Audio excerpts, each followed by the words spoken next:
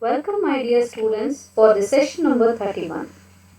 Yes, of course. In this session, we will deal with the topic internal and external commands once again, and also with the states of the process and both operating system, general operating system, and as well as on our Unix operating system, how the states will be defined.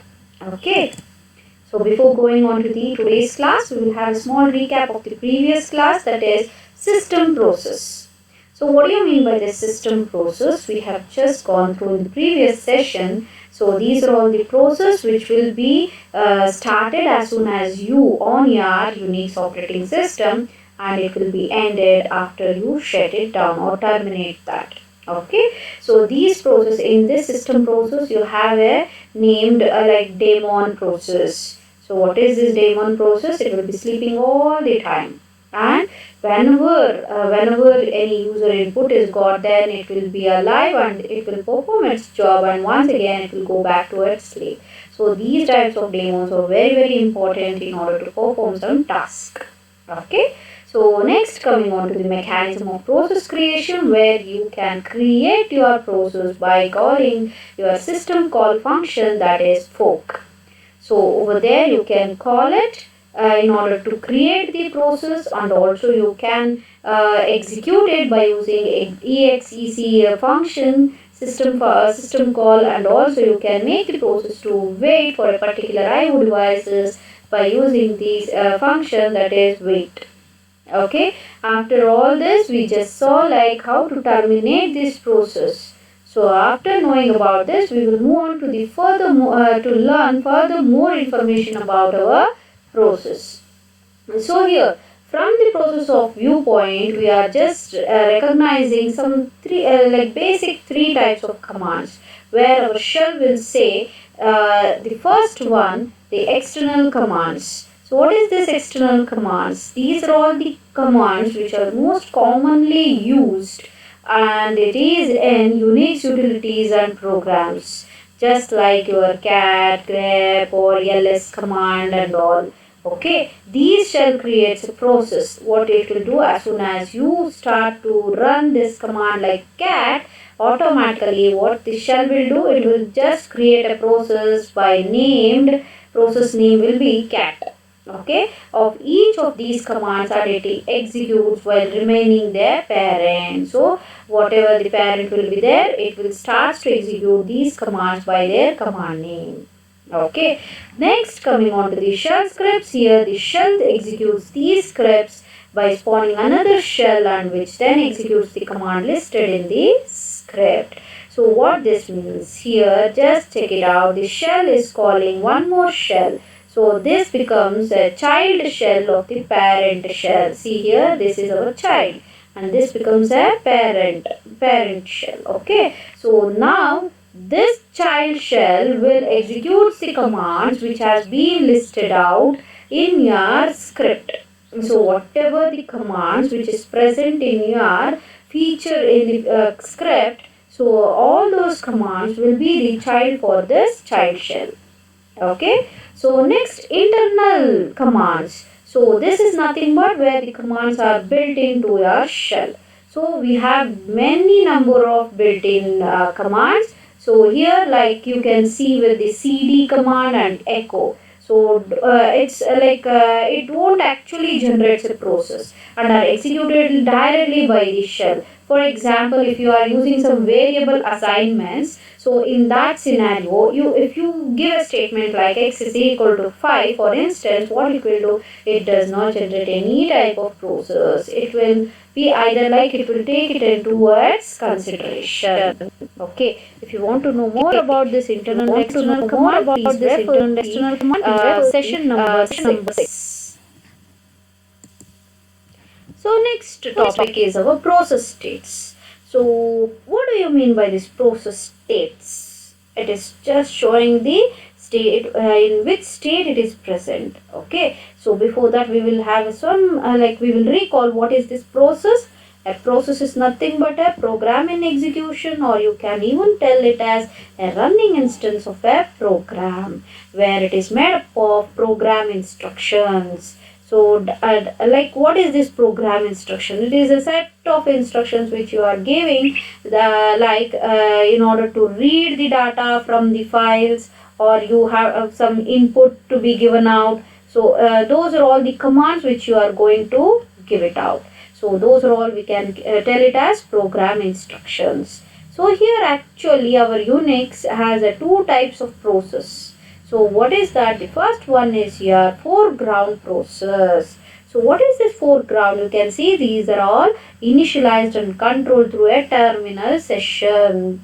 So we can also tell it as it is an interactive process. Okay, so interactive process, in other words, we can say where the user connected to this system to start such process. So user is getting connected in order to start this foreground process. They haven't started automatically. Automatically nothing will be done. So as a part of your system functions or services, no automatic functions will be done on your foreground. So what this means exactly in general terms, I can tell you, like if I open MS Word application on my Windows operating system, then the foreground process will be my MS Word document. Okay, so over there what I am doing, I am typing a letter. So that becomes a foreground process. Okay. Next type is background process. So what is this background process? These are all the process not connected to the terminal, or I can even tell it is not an interactive. So non-interactive process, or else I can even tell it is a automatic process. See here, nothing can be done automatically in this foreground, but coming on to the background, automatically it will start the process. For example, if you are checking for like time updations on your system, so how this will be done? It will keeps on checks for the clock which is present in your system, and that will be updated on your desktop, right? So on that time, each and every time, periodically it has to keep on check for a minute to minute or second to second to know what exact time that should be displayed on your laptop or your system. So those are all you can tell it is a background. Why? Because it is not viewed by a human eye. So it will be run behind your desktop. So it will be running background. Okay. So that is not even called by any users. It is run automatically by your system functions or the services.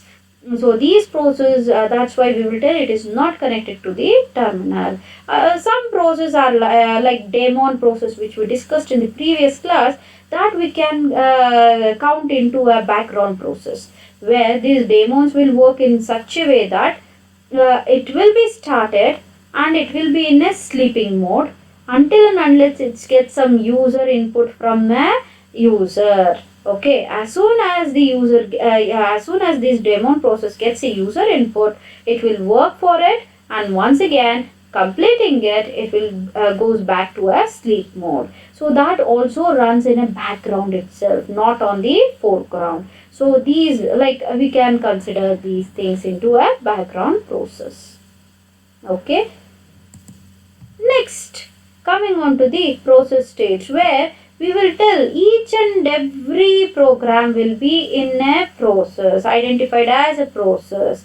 So how this process are identified? Of course by its ID, and also like its parent's ID. A process can be identified by their name and as well as by their parent name. So thus this process we can be categorized into two parts, that is the parent process and also the child process. So parent process which has a capacity to create a other process during the runtime, and coming on to the child process, it has a capacity it is the one process which is created by the other process during the runtime.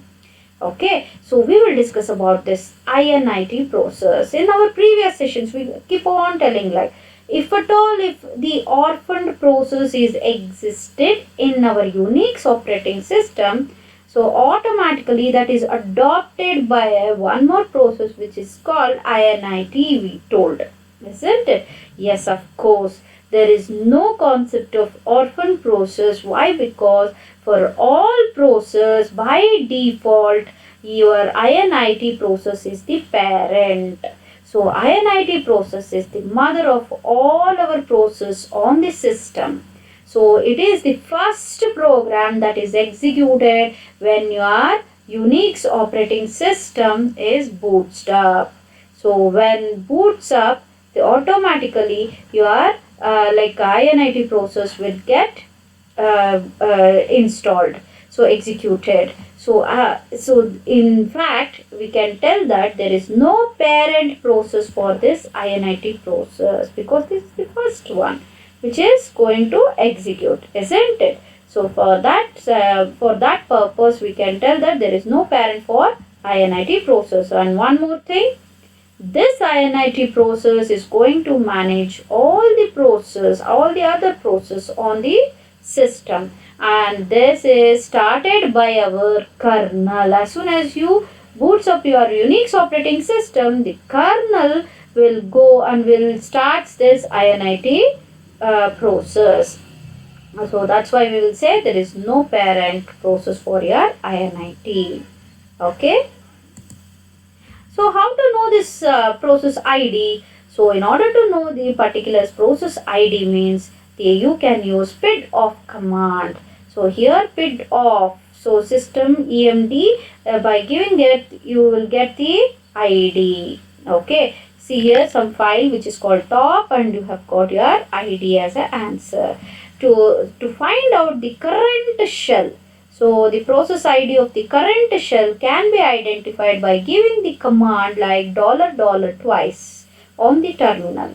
And also to know the parent process ID, once again $PPID. Okay, so that will gives you your IDs of certain things.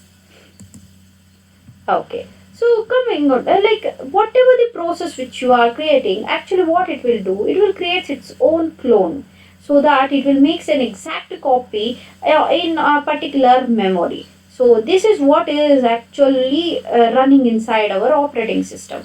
If you see in our operating system, where you have 5 states, where create, ready, running, waiting, terminated. We will just see some instance how this pictorial will represent the instances. So first one is a normal instance, like the process will come, it has been created, it is ready for the execution, but your CPU is been acquired by another process. It is ready for execution, but it is waiting for your CPU. As soon as your CPU is free, this ready, whatever the jobs or the process is in ready queue, that will be put on to an execution. It will execute its task, and finishing it off, it will be terminated.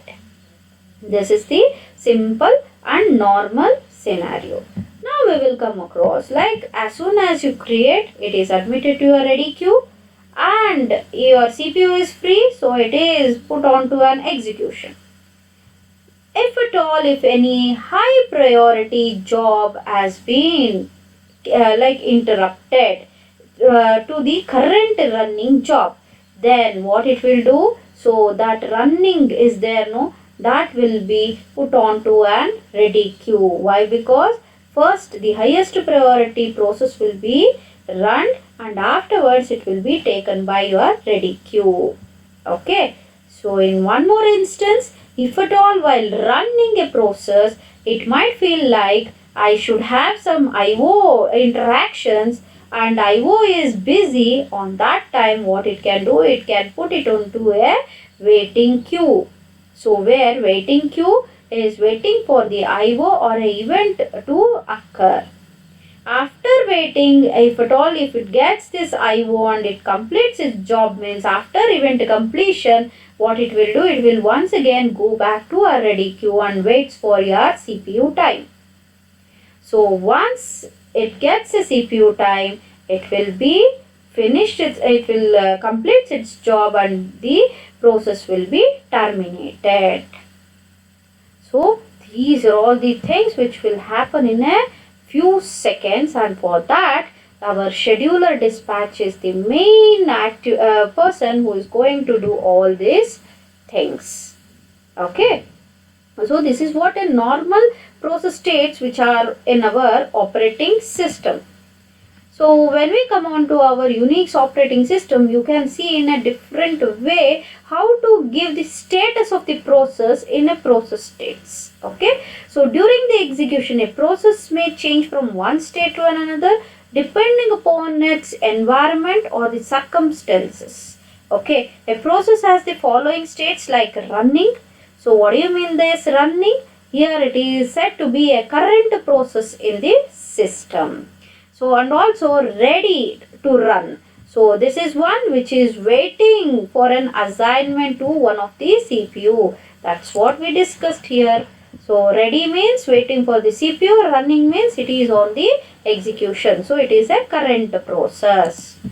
Okay. So waiting state. So what is this state? It is a process waiting for an event to occur or for any system resources like IO devices, or it wants some file, or it wants some any library functions, or it is waiting for the event to occur or signals to be passed. For those reasons, if it is waiting means that is in a waiting condition. Here our kernel differentiates these waiting also in two types. That is one interruptible waiting process which can be interrupted by the signals, and an uninterruptible waiting process which are waiting directly on hardware conditions and cannot be interrupted by any event or signal. So if it is interruptible, it can be like anyone can come and they can do their job and they can go out. But if it is uninterruptible means no way of entering into this process. Next is the stopped. So in this state, a process has been stopped usually by receiving a signal. So for instance, the process has to be debugged, then automatically the stop will raise. Okay. Next is zombie state. Here a process is dead, but it is halted, but still it is in a process table and it is waiting to report to its parent process. Okay. On that scenario, we will call that as a zombie. So if that is a scenario, then that it will be in a zombie state. So these are all the status in which our Unix can represent the process. So see here, uninterruptible sleep means we will denote it as T. T. R for running, interruptible sleep means yes, zombie means set. See here, running and runnable, it is keep on going on. So on that time, if it is go for uninterruptible, wakes up only when it finishes its job. In interruptible, so wakes up when you have interrupted. So when you are just going to say like the process has finished its job and you will exit without informing the parent, then it will go to the zombie. And if you are pressing Ctrl Z means in order to stop, then what it will do, it will just put that command into a background and it will be waiting. So on that time, if you sit count, it will given to, so it will come back to a running. Okay, this is the inner part of actions of your Unix operating systems process. So after knowing all this, we want to know how to find out this process. Actually, how this process states are recognized, or like how we will be knowing in which state the process is, isn't it? So that is also we have like Unix in a Unix command line tool top will report the process states in the column number S. See here tool top this thing. So here it will S is the one column which will help you to show. Okay, so here it has given, see here one user, load average task, 85 total tasks are 85, 1 is running, 84 sleeping, 0 stopped, 0 zombie is nothing over here. So everything is it has been given out here. See, summary of whatever, we can view it in our picture. See here 84 sleeping mode, it is there. How it has been identified? So this is what you can see. S is a column where it is showing the status of a process. See here status means R means running or runnable, S means interruptible sleep, D means uninterruptible sleep, T means stopped, Z for zombie.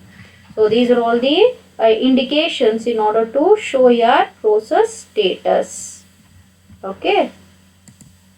So summing up our today's class, that is, one is with our internal and external commands which we looked into, and also the process state. So what all the states are there in our process and how it will be executed, how to find out this process state. So each and everything we just discussed in today's class.